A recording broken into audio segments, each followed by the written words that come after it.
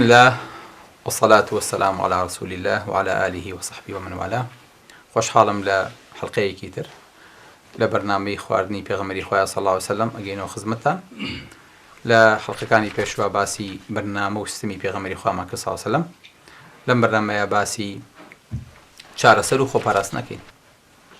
ئایا خۆپاراستن یانی چی و چارەسەر یانی چی و چۆن ئەمە لە خواردنی پێغەمبەری خوا صلی الله علیه و سلم ڕەنگیاوەتەوە. یعنی مامۆستا خواردنی پێغەمبەری خوا صلی الله علیه و سلم نەقوڵ حسابی بۆ شتانە کردووە؟ بەڵێ زیاد لەوەش حسابی بۆ کردووە کە ئینشاڵڵا باسیەکەین. خۆشەویستەکانم، نەخۆشین بەهۆی چیەوە دروستە بێ؟ نەخۆشی بەهۆی دوو حاڵەتەوە دروستە بێ، یاخۆت کێشەی خواردن کە نەخۆشین دروستەکات لە دوو شتایە. یەکەمیان شتێکە پێوتێ ماڵنیوتریشن کە پێوتێ نەقسی تەغذیە، واتە خواردنێک کەم بێ، یاخۆت ئینسان جۆرێک لە ڤیتامین و جۆرێک لە خواردن و جۆرێک لە تەغذیە و جۆرێک لە قودانی خواردن و مژینی خواردن و دەستکەوتنی خواردن و ئیسفادەکردنی لە خواردن کەم بێ. ئەمە جۆرێکە. جۆرێکی تریشیان لە زۆر خۆراکیە، واتە بەدخۆراکی و زۆر خۆراکی. هەردوو ئەمانە کێشە بۆ ئینسان دروست دەکەن. دیارە ئەوانەی کە بەدخۆراکن ئەلحەمدولیلا لە وڵاتی ئەمە زۆر کەمە، مەگەر کەسێ بەهۆنی کێشەی ڕێخۆڵە و مەعیدە و جۆرێک لە کێشەکانی هەزمەوە، ئەژنا ئەم کێشەی لە وڵاتی ئێمە لە فەزلی خوای گەورەوە تا ئێستاکەنە زۆر کەمە. بەڵام کێشەی دووەممان زۆرە کە ئیفرات لە خواردنە، کە پێوتێ زۆر خۆراکی، کە کێشەی بۆ دروست کردوین. پێغەمبەری خوا صلی الله علیه و سلم لە جۆری خواردنەکانیە حساب بۆ هەردوو بابەتەکە کراوە. واتە حساب بۆ کراوە چۆن ئینسان خواردنێک ئەخوا کە لە نەخۆشی ئەیپارێزێ و چۆن خواردنێکیش ئەخوا کە چارەسەرە بۆ نەخۆشی. سوبحان الله. خۆشەویستەکانم، من بە دوای حەقڵەکانی تۆبا زۆر چووم. هیچ جۆرە تایبەتمەندیەک اختصاسێک نییە لە طبە ئیلا پێغەمبەری خوا صلی الله علیه و سلم چارەسەرێ خواردنێکی بۆ داناوە. هیچ شتێک نییە. باسی چاوەکەی پێغەمبەری خوا صلی الله علیه و سلم باسی کەمایی کردووە، باسی مەعیدەکەی باسی پێغەمبەری خوا باسی شیر و هەنگوینی کردووە، باسی جومگاکەی پێغەمبەری خوا صلی الله علیه و سلم باسی تەمر و باسی زنجەفیلی کردووە، باسی هەر بابەتێکەکەیت، باسی حتا ئێسک و باسی ئەو ئەکەی پێغەمبەری خوا صلی الله علیه و سلم باسی ئیلیەت و شاتین عەرەبیەکە. واتە هیچ جۆرە شتێک نییە. باسی دڵکە، باسی کۆلیسترۆڵکە، باسی چەوریکە، ئیلا پێغەمبەری خوا صلی الله علیه و سلم قسەی لەسەر هەیە و باسی لەسەر هەیە و خواردنەکانی تایبەتن بە جۆرێ لە نەخۆشیەکە.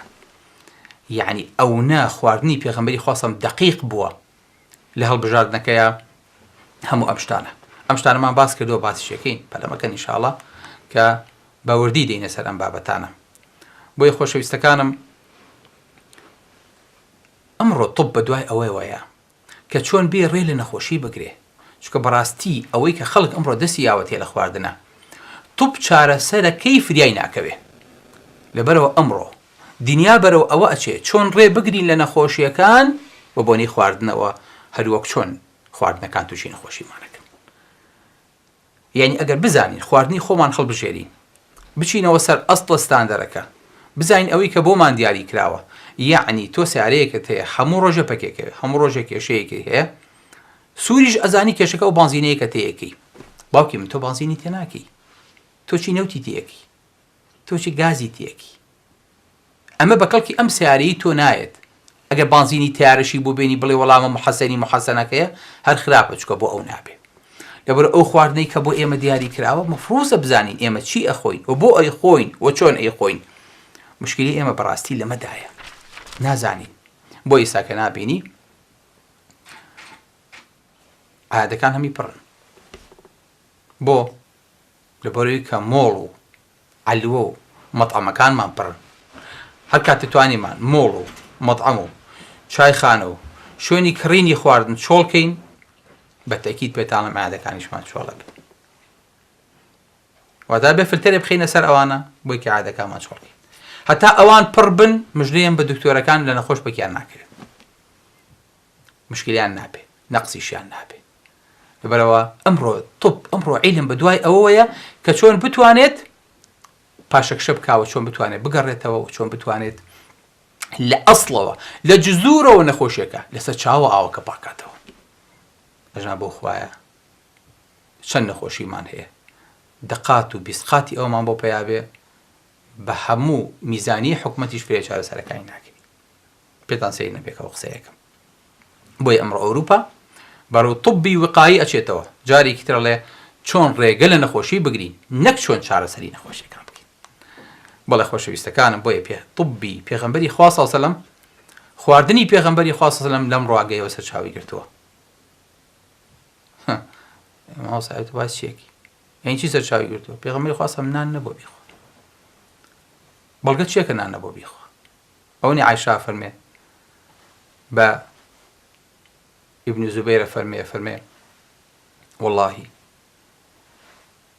أي برام أي خوش كذا مانگ ما نبيني هلال ما نبيني دوای هلالێکی تریش ما نبيني مانگێکی تریش هەڵهات دوای مانگێکی تریش هەڵئەهات لە ماڵەکانی پێغەمبەری خوا صلی الله علیه و سلم ئاگر ناکرایەوە. حتا ئێستا ئێمەم حەدیسەمان بیستووەتمانە پێغەمبەری خوا صلی الله علیه و سلم سۆزێک هاشیاوە، چەند فەقیر بوون، چۆن هیچیان نەبووە، چۆن ژیاون، باشە چۆن تەحمولیان کردووە، باشە چۆن ژیانیان بردووەتە سەر. تۆ 2 مانگی ڕەبق لە ماڵ تا ئاگر نەکرێتەوە. 2 مانگەکە بەڵێ هیلالێکی مانگی عەرەبی 29 ڕۆژ بۆ 29 تقریبا 20 سەبەت 8 هەفتەکە وایە 2 مانگەکە. هەروام زانیوە پێغەمبەری خوا صلی الله علیه و سلم هیچی نەبووە لە فەقیری و لە نەبوونیە، ناچار بووە 3 مانگ ئاگر یان 2 مانگ لە ماڵی پێغەمبەری خوا صلی الله علیه و سلم ئاگر نەکرێتەوە. بەڵام نا، خەڵکی مختص بشێوەیەکی تر تێگە. چۆن پیاوە ناسێ؟ ئەم پیاوە دکتۆرای هەیە لە نیوتریشنە، دکتۆر ئەندریا وێڵ، چەندەها بەحسی هەیە، اختصاصەکەی بەس خواردنە. ئەفەرمێ هاتم بە دوای خواردنێک و چارەسەرێکی ڕیشەیە بگەڕێم بۆ مشکلەی ئەسڕ، خواردنێکی ئەسری دابنێم بۆ ئەوەی کە ئینسان لە دەست نەخۆشەکانی نەجاتی بێ، لە دەست تەرەسوباتی نەجاتی بێ، لە دەست کۆلسترۆڵ نەجاتی بێ، لە دەست کێشەکانی خواردن نەجاتی بێ. ئەڵێ هەرچیەکم کرد، هەج بەحسێکم کرد فەشەلم هێنا. دوای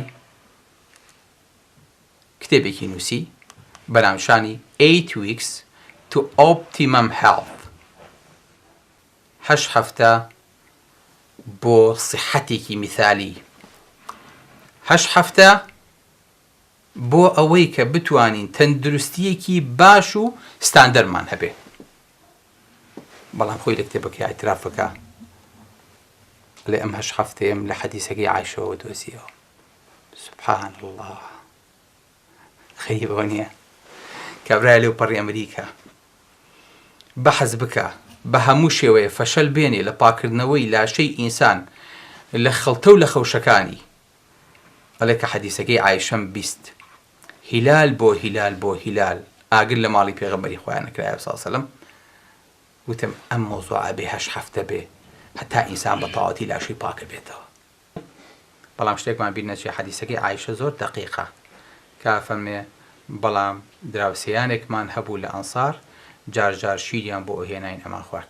واتە ئینسان ئەگەر تەنها ئەسودەینی هەبێ کە پێوتێ ئاو خورما و جارجاری شیری هەبێ بە هیچ شێوەیە تووشی هیچ نەقسێک نابێ لە لاشەیە. ئەمە عەزەمەتی ئەوەیە کە تۆ چۆن فەرقەکەی لە بینی برسێتیە و چۆن فەرقەکەی لەوەی کە خواردنێکی تەندروست بخۆی بەبێ ئەوەی کە هیچ پرۆتینێک، هیچ کاربۆهیدرێتێک، هیچ شەوریەک، هیچ ڤیتامینێک، هیچ مینێراڵێک، هیچ خۆیەک لەرەش تا تووشی نەقس بێ. لە کتێبەکەی باسی چیەکە؟ خوتەیەک دانێ، خوتەی هەفتەی یەکەم، هەفتەی دووەم، هەتا هەفتەی هەشتم.